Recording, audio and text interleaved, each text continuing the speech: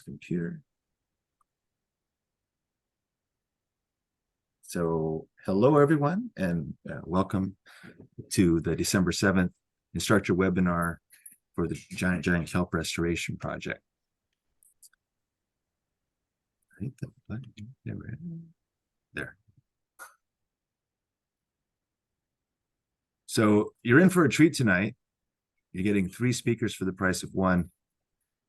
Tonight, I will be talking myself. I'm Keith Boutsart. I'm a conservationist with the Giant Kelp Restoration Project. And on your left is Matt Berthay. He's with Salesforce. He's on the line here too, and he will be talking about the Salesforce software and how to enter data and clarifying some things with the entry of data through that, with all the how to register, how to get assignments, and how divers should enter their data in a dive log, and hopefully answer a lot of your questions. And on my right, or your right, is Jack Heffernan, who is not on the call just yet, but he promised us that he is coming, and he is our master of Tableau. This is our data visualization software where you can go in there and take a look at your data and everyone's data and what it all looks like over time and over space with cool graphs. So that's tonight. So first thing I want to talk about is about the progress of the site itself at Tankers Reef and all the efforts over the last almost 3 years. You know, when we first started the project in 2021, there was this 6-acre kelp forest that was northwest of the grid that we put underwater. And then that kelp, we tried to defend it, but we just couldn't do both, defend the grid and clear the grid and defend the kelp. And that kelp died off. And a new kelp bed formed. It was southeast of the buoy of the grid and in the grid. And that was our 2022 kelp you see here. And there's some kelp, this blue hat shape represents the total area of culling with all the effort, you know, kind of we tell people go here and go to that side, and this is where they ended up. And we never really culled out here in this area, but some kelp formed there anyways. And then in 2023, we found kelp spontaneously coming up more towards the harbor. And more recently, we found some down in this area as well. So next one. So this is the results. This is including the results from June of this year. So you can see that this is reef check data on the giant kelp. Well, the urchins first, right? Urchins came down and it did tick back up. We couldn't get in the water almost for 6 months here.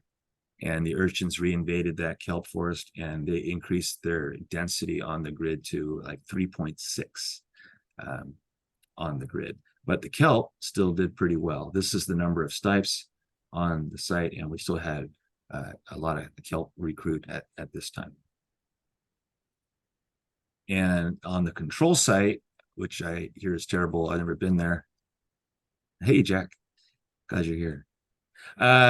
This is the urchin density out there, and you can see it went up for some reason, but it's all kind of just like a noise. I mean, there's a lot of error bars on this, so it's just kind of like situation, you know, it's all patchy out there.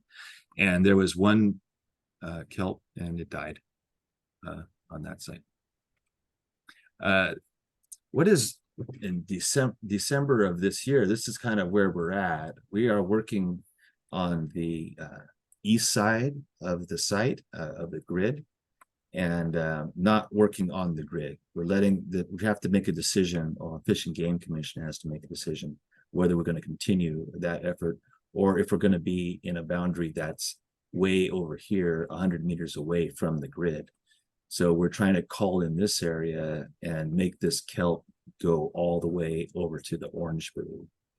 And it's working out pretty well, actually. The divers are finding less and less urchins in the space, and we're finding little kelp recruits now, especially when in these areas that are close to the other kelp.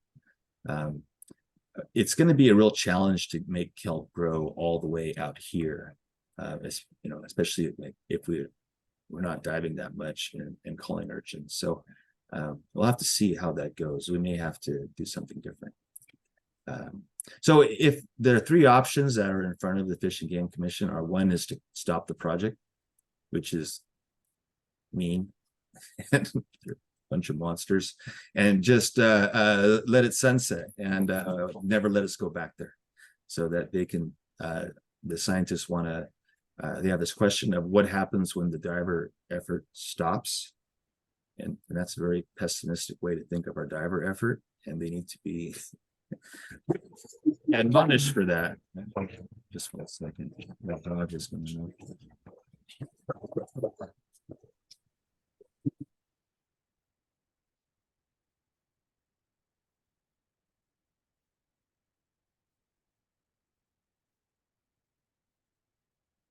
It's a good one for the recording.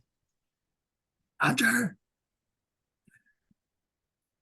The next option is option 2, which is to do this compromise thing where we have an area, but we have to stay 100 meters away from the existing site. And in that case, we could form a kelp forest out here, but we're probably gonna have to outplant kelp to make something like that happen, which means little sporophyte bags or taking kelp and physically attaching it to the bottom. And we'd exclude this area and that area. This would be kind of hard to do without navigational aids. I think the divers will be all over this area anyways. Option 3 is to continue like we are right now, just get a 5-year extension, which is what they're doing on the North Coast. And it seems more fair. And we could do something where if the scientists really wanted to not, they want to test persistence, we can just turn off the grid and exclude the grid, and we'll just work around it like we have been doing for most of the time. So I think that's probably a better compromise, and one that would probably be done, a better idea, right? But there's an opportunity to voice your approval and of this project on December 14th, this next Thursday. It's a week from today. Agenda item 18, you can zoom into it. There's the link there, and I wish I could share it, but I can't. But it's available on our website. We can send it to you. If you can email us at action@g2kr.com with your phone number and email, and then that way I can send you an alert to when this item comes up on the agenda. Sometimes it's later in the day and everybody's busy. No one wants to sit there and listen to them talk about halibut and grunion and stuff. So you can send me that, and then you'll get up to 2 minutes to speak. You just turn on your microphone. It's a little strange because it's like you're suddenly there and you don't know that you're speaking, but start talking and say your name, affiliation, and that you support the option 3 to extend Tanker's Reef for 5 years, and also to expand to more areas, which I'm going to talk about next. You can keep it short and sweet. We're just kind of like trying to get a popular opinion that this is what's going to be. And you can say your background, you're instructor, teach a class, and that's all good, relevant stuff, right? They don't know that. So they just don't need to hear a lot about why kelp is good and why we should protect kelp, because we've been hounding them for 5 years about that. So you can kind of jump past the backstory and just tell them why this is needed. So we're going to continue the effort and to do more things in the future. Our goal is to not just cull urchins, but also to bait and trap the urchins, and to do commercial harvest of purple urchins that are big enough for ranching. Ones that are larger than 4.5 centimeters, they can be reconstituted by feeding them different things, and they can be marketable for people to eat. We also want to manage acid weed. There's a lot of Desmorestia. I'm sure you've seen it around the site. It has some positive and negative effects for kelp, and we want to figure out how to manage it as a natural defense. And then we want to remove invasive species. I mean, we are scared. Oops, I think I hit my. Let me do it. Sorry, it's not my dog, it's me. Removing invasive species, like if we had Sargassum horneri come in and invade Monterey Bay, we would want to do something to remove that species. So we want to be able to take a look at that, figure out methods of removal. And also kelp enhancement, which means planting and transplanting kelp out into the area, so we can make kelp grow in different areas that when we clear the barrens. And kelp canopy management by pruning it. That's a real good benefit to kelp when it gets more sunlight to the bottom. So if we can prune it in the fall before the storms come, and it'll also last longer on the reef. And we want to prohibit the fishing in our project, right? Fish are a functioning part of the ecosystem. The fish eat the snails, and the snails eat the kelp. So don't take the fish. It's kind of basic. There's no reason why we should be working hard to protect the kelp, and then there's another licensed group to go there and do damaging things to it. In 2022, we submitted a scientific collecting permit. It's been in process for 18 months so far. The projects we're proposing are at Brigadier Gardens, also known as Breakwater, and the control is at Hopkins Reef, and the Otter Cove is our other restoration site, which has a remnant kelp forest that's being safeguarded by 16 sea otters at the moment. Stillwater Cove is to the south. That's a very protected site, but it's in a place where they're very protective of their property and won't let us in. So it's going to be a challenge at the Pebble Beach Golf Course. And the other project is at Stewart's Cove, which is south of the Butterfly House. I'll show you a little more about these sites just briefly. This is the Breakwater Wall. I'm sure you're all familiar with that. And Middle Reef would be the initial portions of that reef.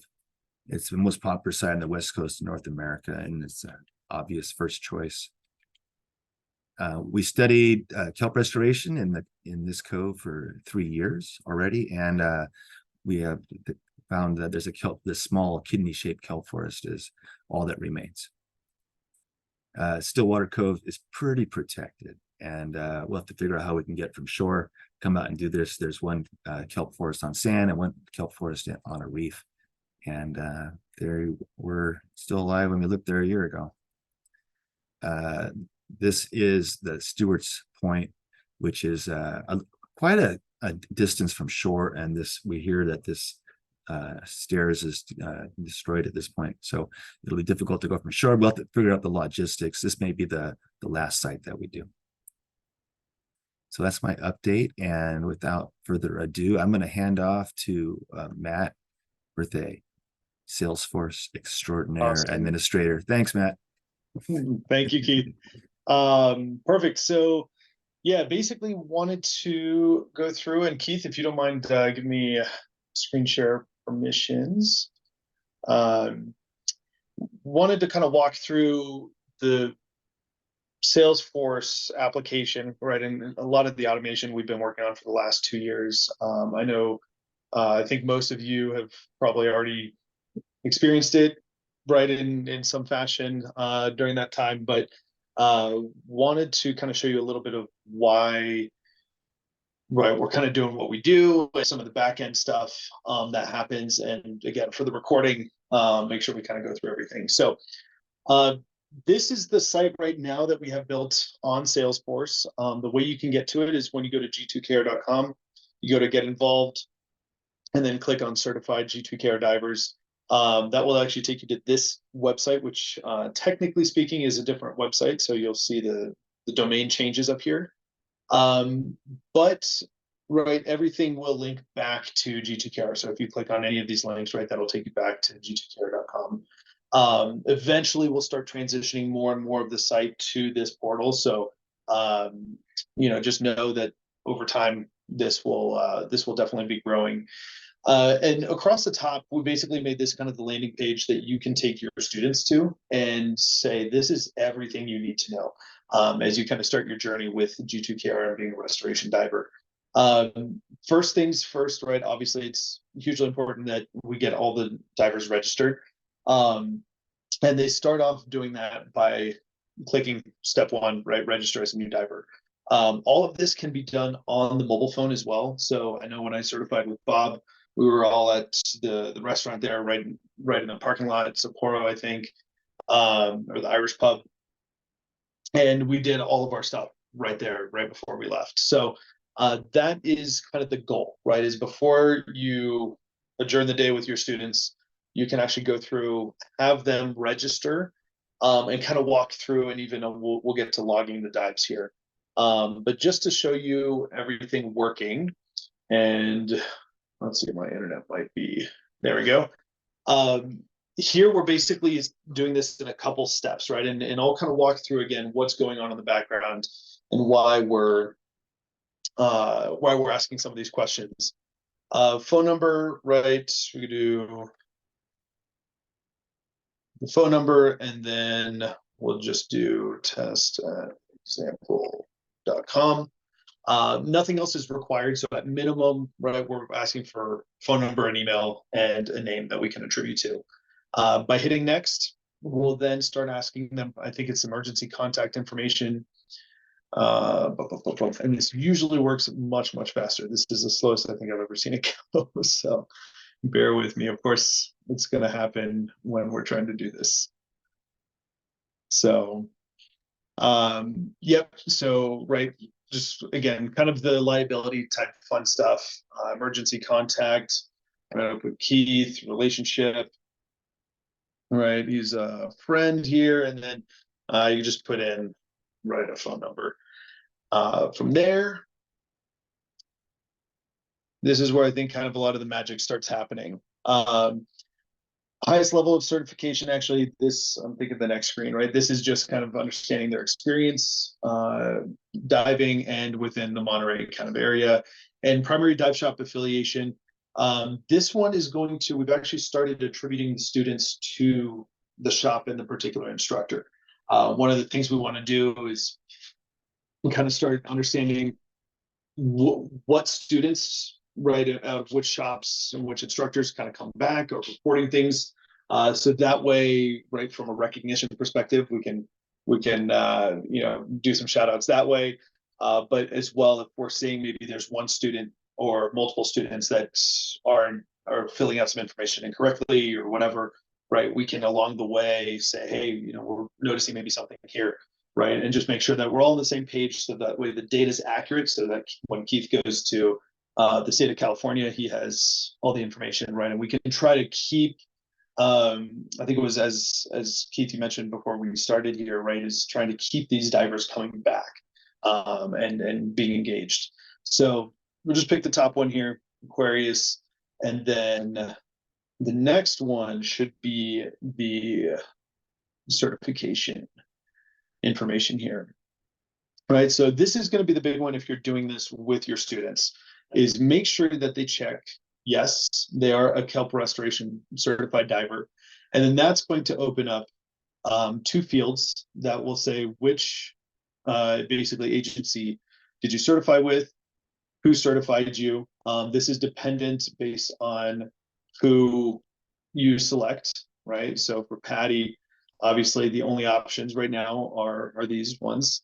And then which instructor, this is as well going to pull up, I think, it should, yep, right, the instructors for that particular shop that's defined earlier. So when we do that, right, we'll show what this looks like on the back end. From there, right, any other information that's good to know that we just kind of want to track, they can fill out. And then they're certified, they're registered. So from here, we ran into a couple issues with the auto numbering. So right now we're reverting back to a manual number system for now. But we will,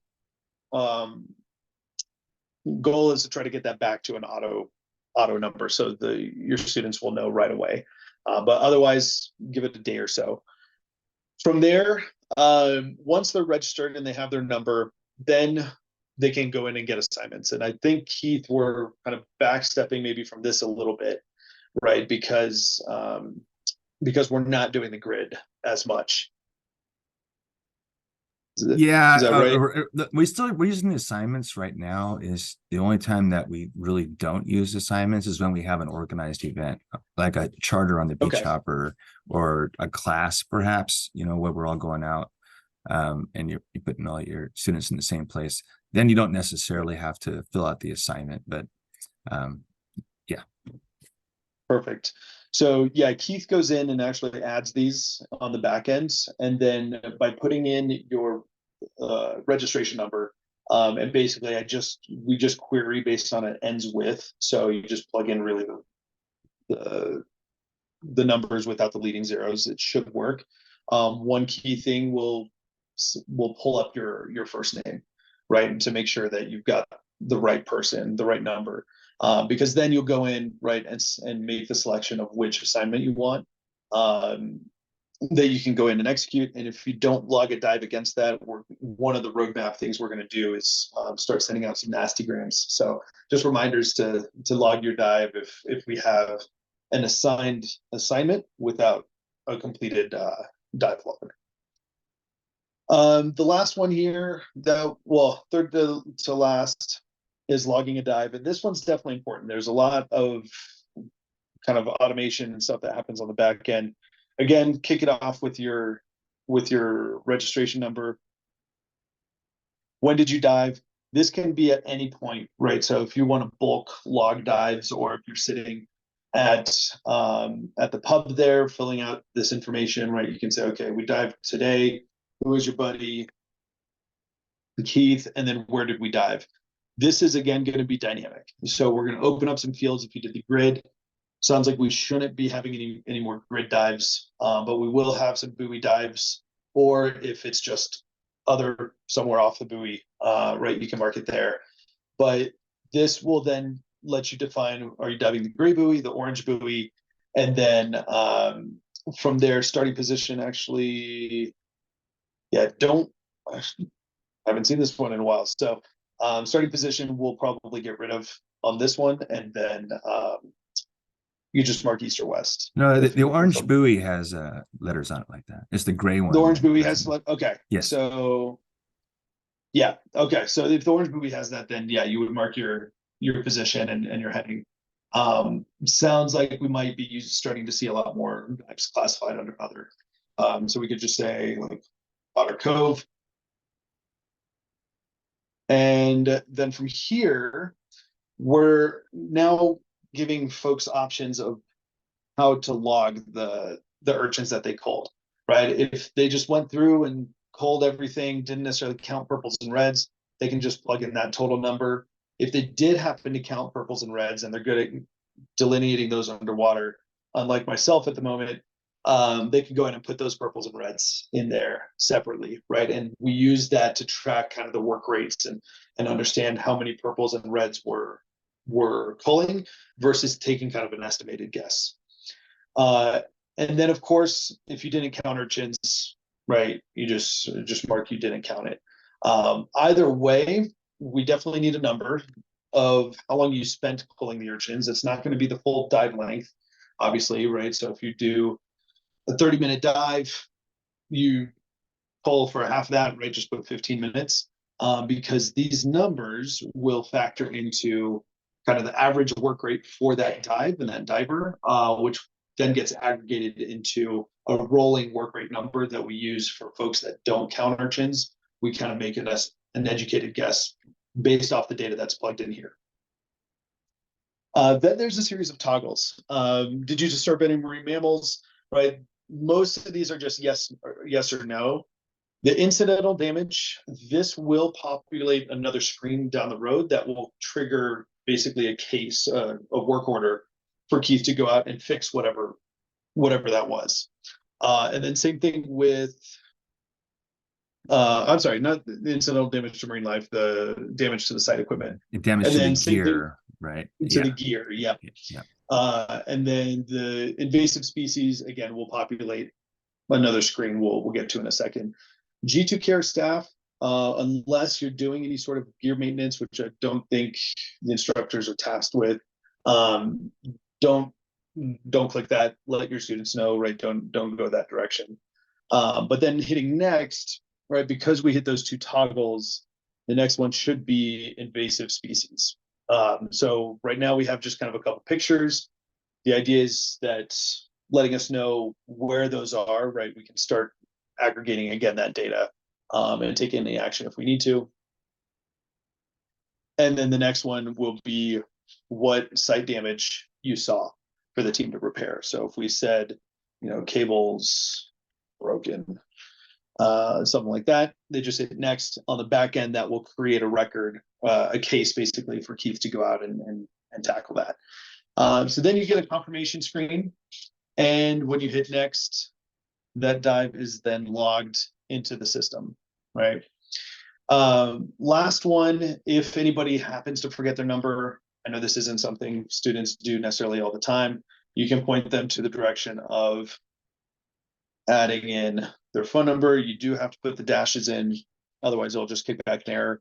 But phone number or email that we have in the system, it'll search all the registered divers and then give you back your number, right? So you can go in and do that. Let's see. So first of all, on that, any questions? I think last time I was in Monterey, right, Bob and Will, we kind of talked through things, and it was down while we were trying to figure out the auto number stuff, but has it been working well since? Any kind of quirks? You guys are the front lines on this, using it day in, day out, so all I get to do is debug it and test it. So I'd love to hear any feedback, or even ideas, right? If there's a better way, maybe a more efficient way that you're hearing your students say, oh, this is kind of pain in the butt, or I wish it was done this way, right? I want to hear that, so we can go in and Keith and I meet weekly and take that time to make any of these updates and incorporate that feedback. Yeah. This is Bob. I have not done an urchin dive since the time we saw you, so I have no updates. Okay, got it. Thank you, Bob. All right. Same, yeah. This is Will. Same. Okay, perfect. Yeah, if there is anything, please, Keith, if you have my information, email myself. Just let us know, and Yeah. even if there are any ideas. Yeah, or you come up, you're like, oh, for some reason I can't get this. Maybe it's me, or what. People can do that, and we'll figure out what's going on with it. So yep, exactly. The screenshots are great. It telling us what's going on, and we can usually figure it out. Yep. So on the back end, right, where Keith and I and Jack kind of work, is on the back end system here, basically the CRM. So within that, we have all the dive logs, all of our dive locations, the assignments, all of our contacts, both registered divers and like volunteers or government employees, things like that. Any of the cases that get created, right, so on and so forth. This is all of our data. And on there, we have our dashboard that is kind of just our weekly kind of tracker of how many divers do we have, right? Certified urchinators do we have? How many log dives? So this is all accurate, right? This is what you're saying is the latest and greatest, minus one extra urchinator because we just created one. But you can see here, right? Thanks to you guys, we've done nearly 750,000 urchins, culled total, and this year, right? This number, I think, was this right, Keith? I know we talked about this. It is right, correct. 182. Yeah. Yeah. So goal of 250,000 there. Yeah. This year's effort's a little less, and you can also look at the work rate right there. That 14.8 is an interesting number because that's how many urchins per minute people are getting now. So that's kind of if we're doing cleanup on the grid, maybe it wouldn't be so much, but if we're doing a big urchin barren, it creeps up pretty fast. And it's not like it's 90 days looking back, so it's kind of a moving average. Really fun. Yeah. That. And the neat thing here too, right, and then this is what we'll go in and do, is take a look at who are new divers in the last 30 days that have registered. Here's the record that we just created, right? So in this case, Keith or myself will go in, we'll populate in the registration number, and then fire off an email, a templated email here with the registration number that auto populates here. So that way you can let people know within a day or two, or if Keith is on site, or we can even get to a point where maybe there's a cadence of, letting one of us know, hey, we're doing a course, we want our numbers right away so we can log some dives.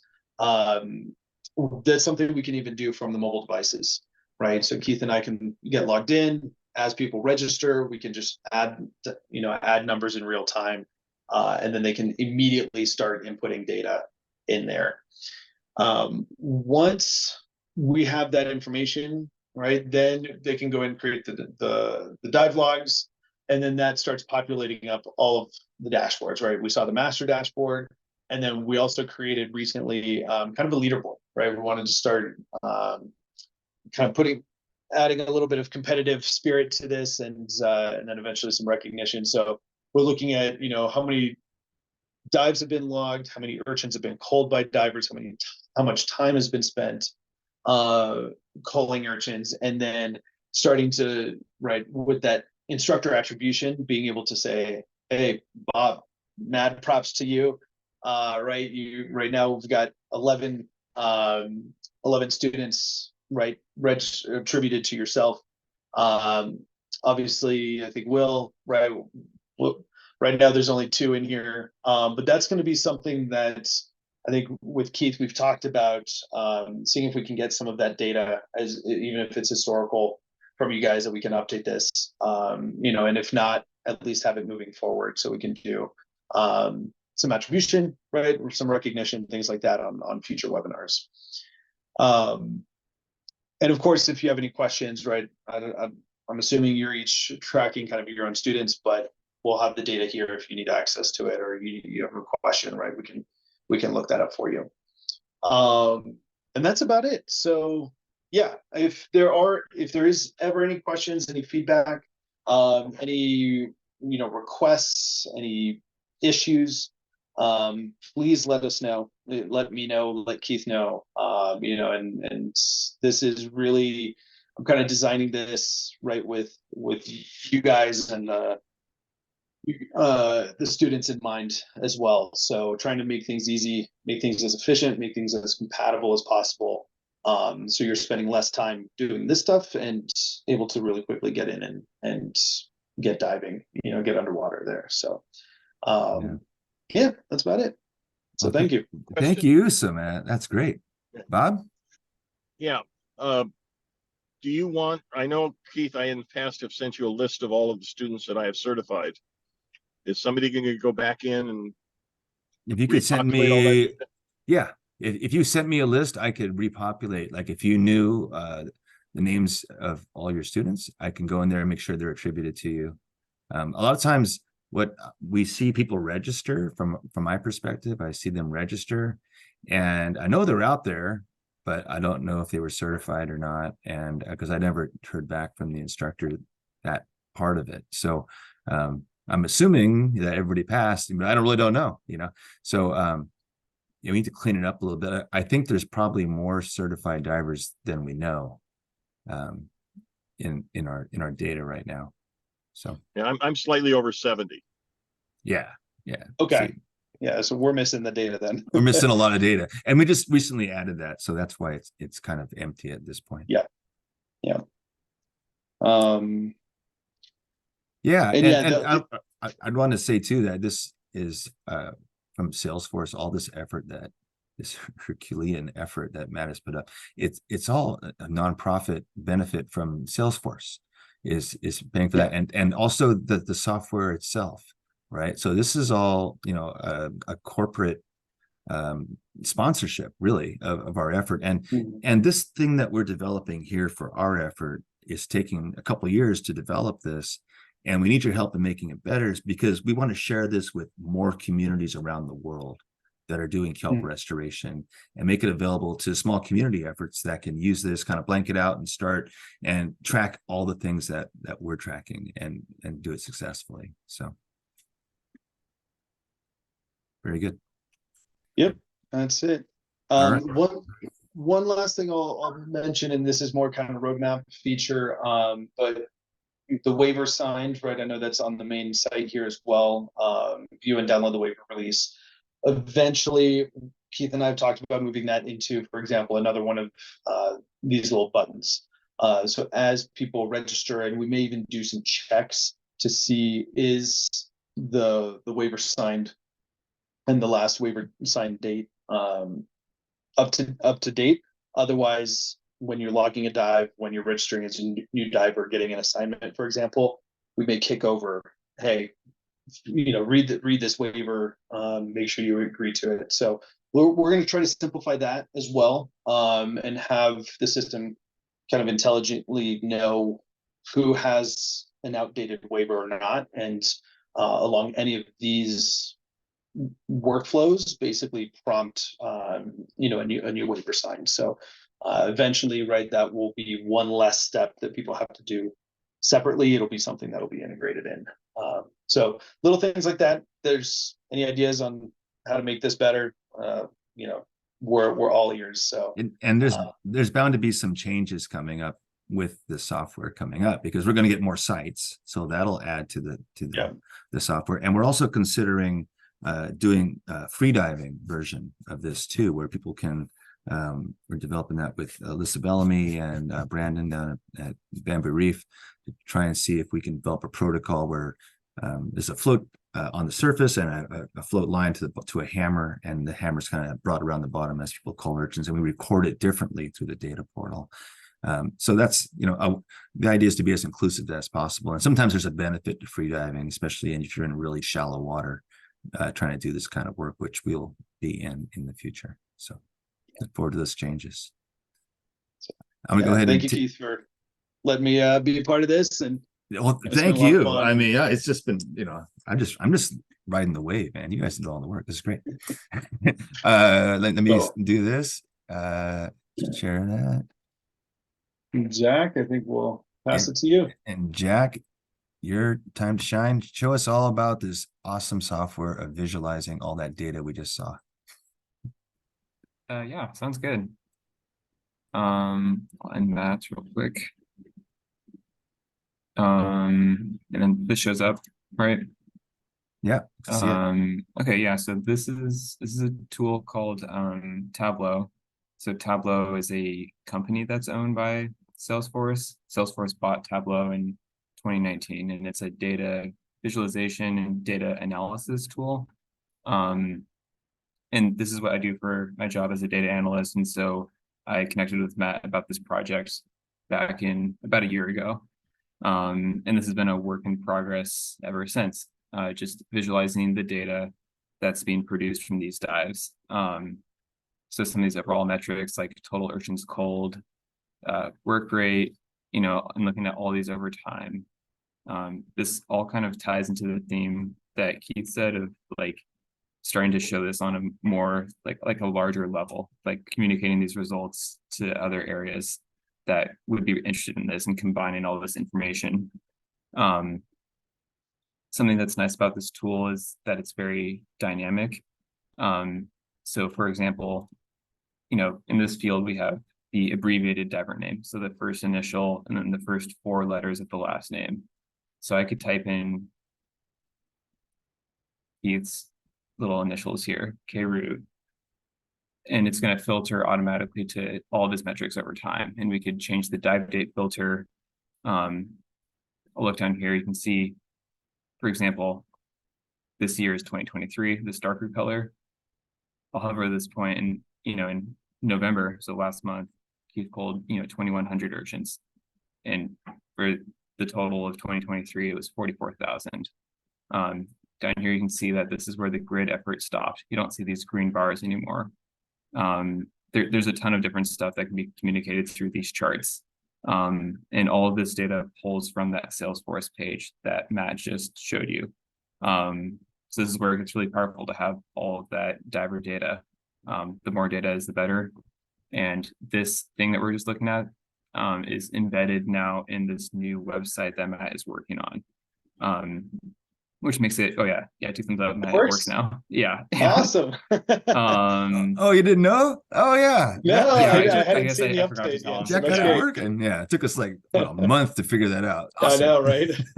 Yeah. So this can be shared easily with people that if they have the link to the website, they can go through the Science tab to Tableau dashboard. This will continue to change over time. You use these tabs at the top to navigate. So we have a performance tab right now, and then an engagement tab. The engagement tab is not as good. It's a work in progress. So you can hover, you can click. I would highly recommend spending some time on it.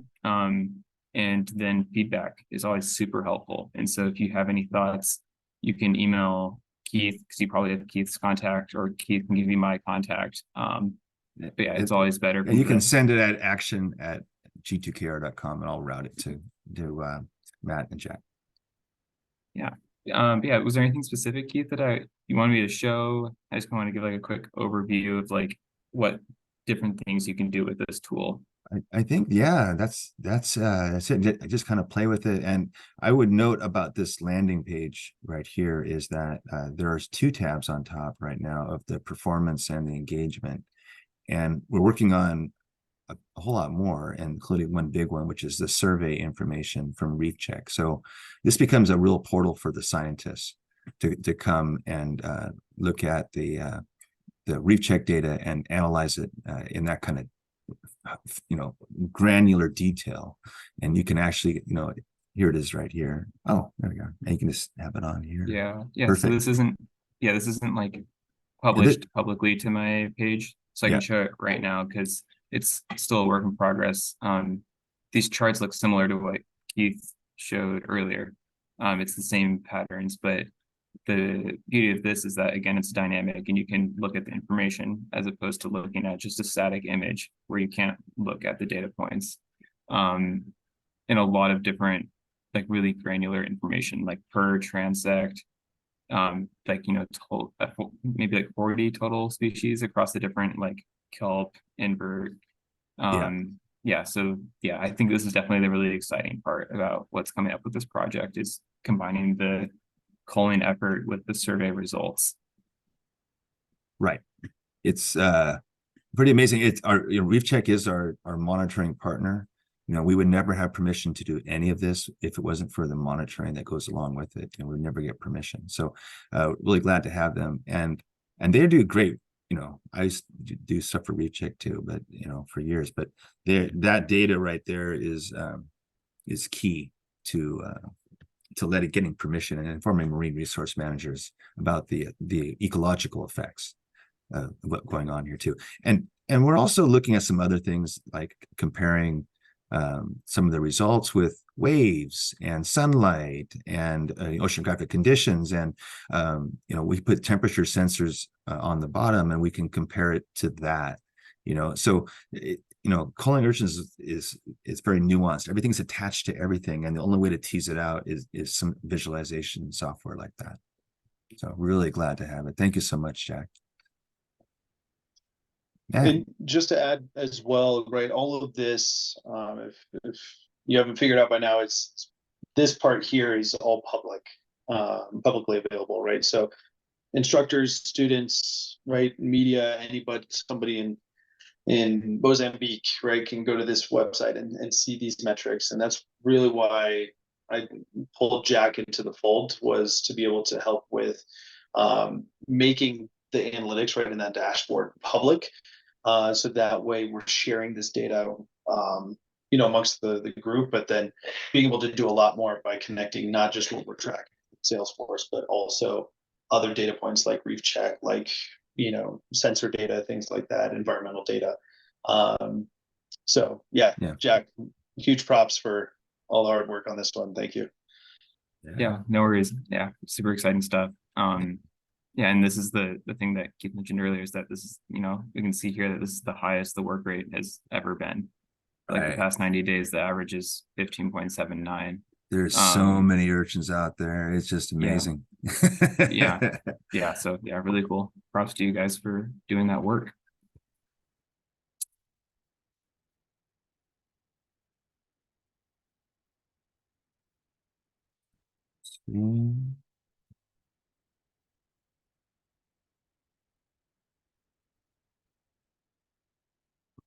All right. Oh, I can't get it off my notes.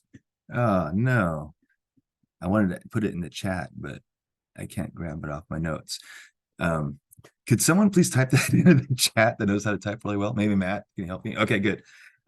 So there's lots of ways to participate now, and we want to encourage all the divers and everybody to participate in these polls that are about kelp. There's a state community working group that is has 22 members on it, and they're going to decide the legal pathway for kelp restoration in California. And they need to be informed by our efforts. And the best way to inform them about our efforts is to weigh in on a poll. And so the constituency, which is represented at the state by Alyssa Bellamy, who's here today, and they can know how people feel about it. So we're circulating this poll, and please take it and share it with everybody. That's a diver especially. And we'll get some information from that, and we'll be able to, people can learn about the programs at the state and at the federal level. So I'm more involved with the federal level with the Monterey Bay National Marine Sanctuary. Monterey Bay Marine Sanctuary is forming 3 committees that are working groups, so people can get involved there. There's a education working group, and a research and policy group, and then there's a research group, and then there's a resource management and permitting group. So there's 3 groups. The science group is more for science types. If you're a scientist, you should go there and participate too. But yeah, take the poll. You can learn about that, and also you will get a little bit of feedback from people about the project and how they feel about it. It's interesting how in this time some people are for it and some are against it, and some people think it's urgent and some people don't. So we want to gauge that public opinion and then trend it over time. So this is the poll that we're asking everyone to take. It's in the chat, and it's also on all of our other outreach materials too.